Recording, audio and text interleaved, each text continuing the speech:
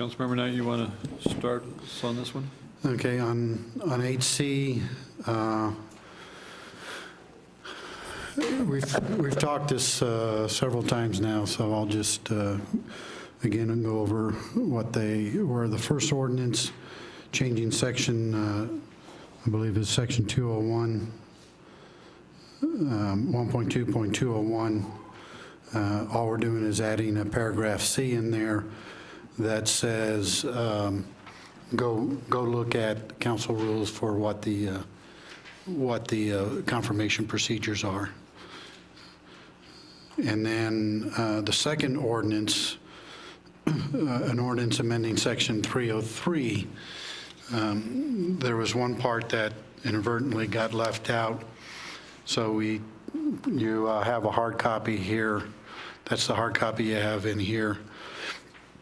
As we talked earlier, one of the undecided areas was whether we wait 6 months or whether we wait 12 months before starting confirmation appointees. President Pro Tem Bennett had offered a compromise to say at 6 months we could ask for a plan. And if there's no plan, we would, at 6 months we asked for a plan, and I'm sorry, at the end of 12 months we could start the procedure. So what Ms. Massey drafted up is in this one is that at 6 months, City Council may request that the mayor provide a plan to fill the vacancy. If the mayor fails to provide a plan to fill the vacancy, council may start the confirmation procedures.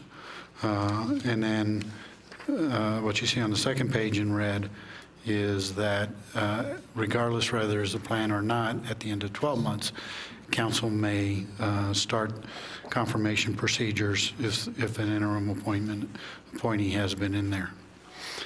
And then on the third part of the handout is the council rules for confirmation, which we discussed several times.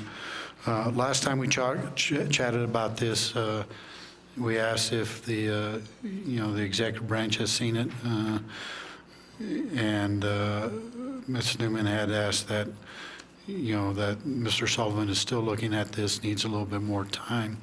So if there's something that they want to discuss and bring up, we could discuss this at our first work section in January. But the intent here is to have this in place before Mr. Melcher leaves office, so that everybody knows what the rules are for going forward.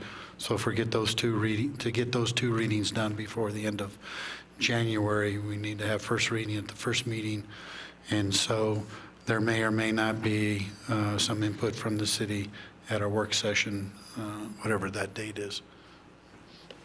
Is that fair assessment? Go ahead, Laura. Yes, Mike Sullivan was going to bring back some best practices, particularly as it relates to the Denver model as well as other cities that have this strong mayor form of government and what works for them successfully. And so he has not completed that research, but should be able to complete that within the next couple of weeks. Thank you. Okay. Councilmember Miller. I just have a quick question on process. So assuming that this gets approved maybe in the second meeting, and because it's just resolution to change council rules, is that correct? It's one reading? Yeah, to change the council rules, the two ordinances require the two readings. So where does that, if it goes into effect, is there a grandfather clause? Because we've got two interims at this point who are going to be over 6 months. So does that trigger the 6 month part of it, or how? Because we've got a couple that are actually in the process already. I'm just wondering how that would. Well, the second ordinance, the one that's an ordinance amending section 303, it says that after a period of 6 months, council may request that the mayor provide. Doesn't say we have to request, it says we may request. So I'm thinking at that time, at council, we would look at that and decide if we want to formally request a plan for the airport or a plan for the that. If we do, we have to allow the executive branch some time to respond. It wouldn't be, hey, come talk to us in the morning, I would say a 30 or 60 day, hey, please present us a plan within the next 60 days of what your intent is for these two positions. I would think it can't go backwards to appointees prior to the date of adoption.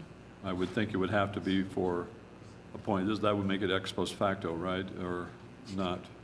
Well, there's, I don't know, because the question hadn't come up before. I don't know that there's a whole lot of guidance. I personally think that the way these things are drafted, that they're discretionary.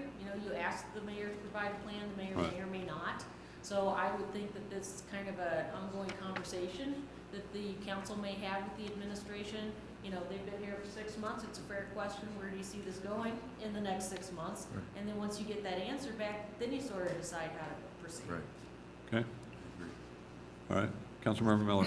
I only have just one other question about, there's some should do this and should do that, and everyone should cooperate, but there's really no resolution process should they decide not to obey by the should, either side, council or the executive branch. So I guess we just work those things out if they occur in the future, but.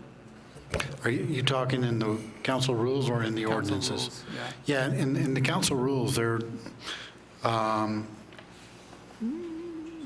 they're all should except for, we cannot exceed the 90-day. We got to start the confirmation process by charter within 30 days, and we got to complete by 90 days. The rest of it is basically allow flexibility because each appointment is going to be unique upon itself. There might be somebody that may or may not want their current boss to know they applied for the position until they are indeed going to be the nominee, in which case it would become public. But some of the vetting, may or may not be two at a time, may be full council. The only things that we specifically said, like I said, the 30 and 90 days, and then when the nominee does go forward, that it's not under mayor business, it's under new business. This was something that Councilwoman Gabler brought up, that a chance for the public to be able, we'd be able to hear public input on that process. The rest was flexibility on purpose. Okay. And part 7 point. 7 point, is the 7, right now our council rules has a 7.2, 7.1 and a 7.2. So this is a new section of 7.3. Okay. All right.